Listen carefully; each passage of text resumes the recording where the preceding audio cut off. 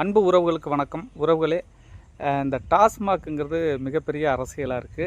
இந்த டாஸ்மாக் கடைகளை ஒவ்வொரு முதலமைச்சரும் 500 கடைகள் 700 கடைகள்னு மூடுறாங்க. இப்போ நீங்கள் பார்த்தீங்கன்னா, அம்மையார் ஜெயலலிதா அவர்கள் ஆட்சியில் இருக்கும்போது ஒரு 500 கடைகள் மூடினாங்க. அதுக்கப்புறம் ஐயா எடப்பாடி பழனிசாமி வரும்போது ஒரு 500 கடையை மூடினார். அதுக்கப்புறம் ஐயா ஸ்டாலின் வரும்போது ஒரு 500 கடையை மூடினார். இப்போ அண்ணன் விஜய் ஒரு 717 கடையை மூடுறாங்க.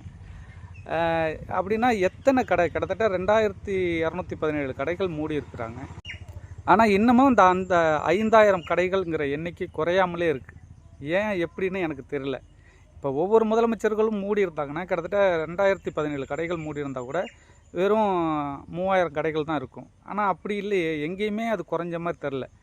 இப்போ நான் என்ன ஒரு கோரிக்கை வைக்கிறேன் அரசுக்குன்னா, நீங்கள் 717 கடைகள் மூடுறீங்கன்னா அந்த கடைகளுடைய முழு விவரத்தை நீங்கள் வெளிப்படையாக மக்கள்கிட்ட கொண்டு சேர்க்கணும்.